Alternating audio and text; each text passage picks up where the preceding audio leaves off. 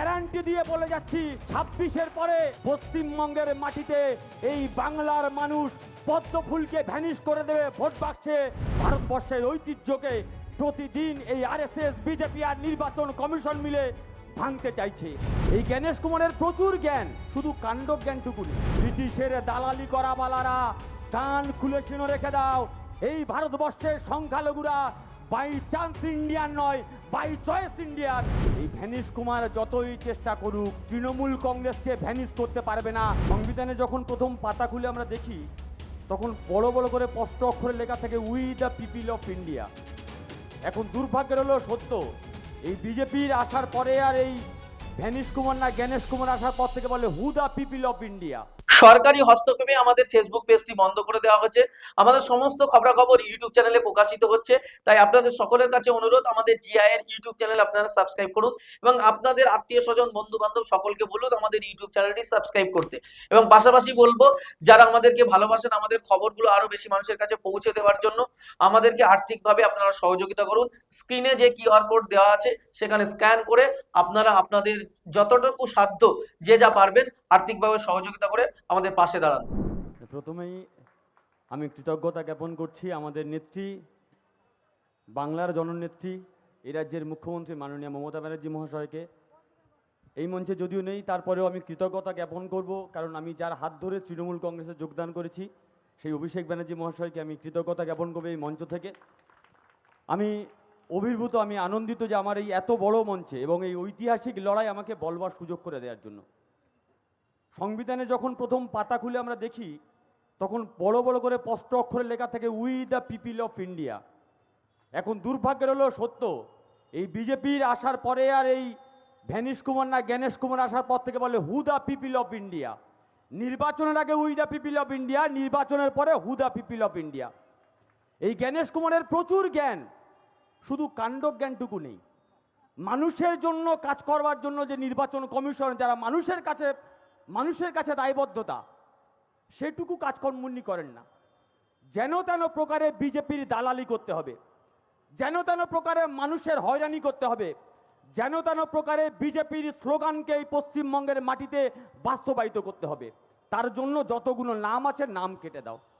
BJP নেতারা দিল্লিতে গিয়ে হন্না দিয়ে পড়ে আছে যে পশ্চিমবঙ্গে আমরা জিততে পারছি না, বলছে পয়সা দিয়েছি, টাকা দিয়েছি, গাড়ি দিয়েছি, বডিগার্ড দিয়েছি, তারপরে কেন তোমরা জিততে পারছো না? বললো আসলে বাংলাদেশ থেকে প্রচুর রোহিঙ্গা এসছে তাই আমরা জিততে পারছি না। সেই জন্য নির্বাচন কমিশনকে পাঠানো হলো, পশ্চিমবঙ্গে যাও, বেছে বেছে নাম কেটে দাও।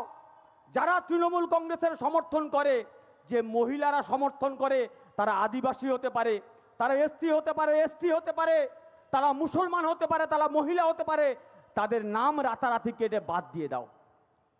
ওই জন্য নাম দিয়েছে আমাদের রাজ্যের আমাদের নেত্রী, তিনি বারবার করে বলছেন ভ্যানিশ কুমার। এই ভ্যানিশ কুমার যতই চেষ্টা করুক তৃণমূল কংগ্রেসকে ভ্যানিশ করতে পারবে না। কিন্তু 26-এর পরে গ্যারান্টি দিয়ে বলে যাচ্ছি পশ্চিমবঙ্গের মাটিতে এই বাংলার মানুষ পদ্ম ফুলকে ভ্যানিশ করে দেবে ভোট বাক্সে। তার জন্য বাংলার মানুষ তৈরি হচ্ছে। কি অদ্ভুত বিষয়! স্লোগান তোলা হচ্ছে হিন্দি হিন্দু হিন্দুস্তান, মুসলিম যাও পাকিস্তান, আর সেই স্লোগানকে স্ট্যাম্প মারছে নির্বাচন কমিশন।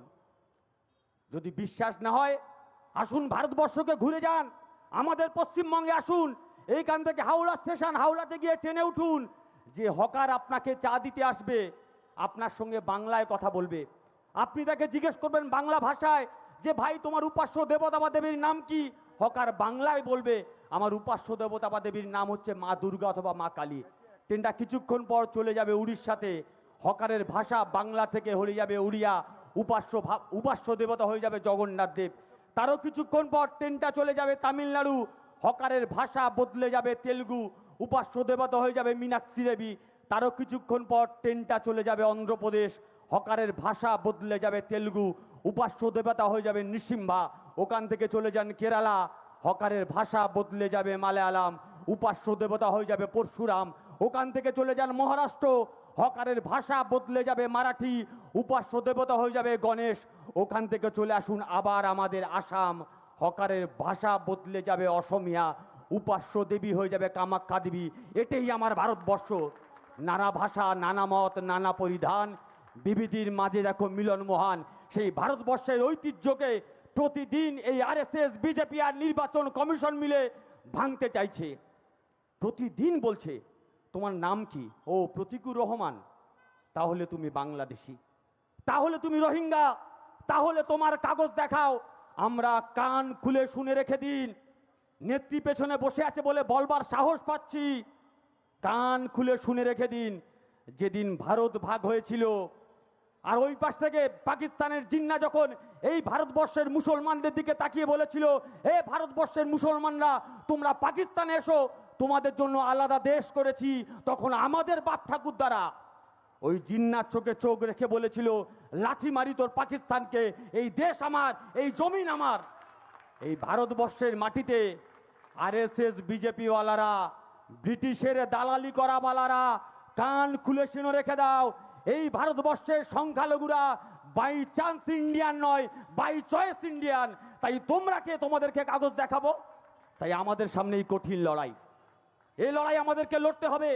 আর সেই লড়াই লড়বার জন্য এই রাজ্যের মাটিতে তৃণমূল কংগ্রেস, সে লড়াই লড়বার জন্য বাংলার নেত্রী মাননীয়া মমতা ব্যানার্জি মহাশয় প্রতিদিন আশ্বস্ত করছে। ওই ছোটবেলা একটা টিভিতে অ্যাড দেখতাম, আমি খুব ভয় ভয় করেই বলছি, ছোটবেলায় টিভিতে একটা অ্যাড দেখতাম, দিদি গেঞ্জি চোখ বন্ধ করে ভরসা করা যায়।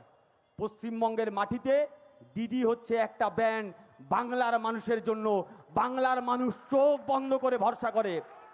যতদিন রাজ্যে মাননীয়া মমতা ব্যানার্জি থাকবেন, যতদিন অভিষেক ব্যানার্জি বেঁচে থাকবেন, ওরা ভালো করে জানে পশ্চিমবঙ্গ জয় করা তো দূরে থাক, পশ্চিমবঙ্গের বাউন্ডারির আশেপাশে যেতে পারবো না আমরা। কারণ জব তক টাইগার মারা নেই তব তক টাইগার হারা নেই। বাংলার বাঘিনী এখনো জেগে আছে। আমার কথা আমি দীর্ঘায়িত করব না।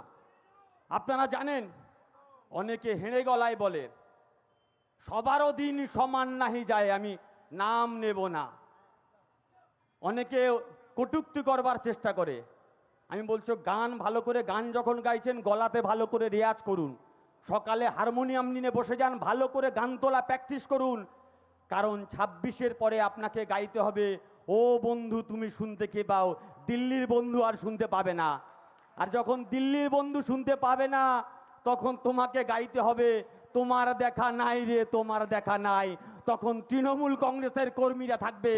আর আগামী 26-এ আমি আমার সহকর্মীদের কাছে অনুরোধ করব, যারা সবুজ আবির কিনবেন 1 কেজি 500 আবির বেশি করে কিনবেন।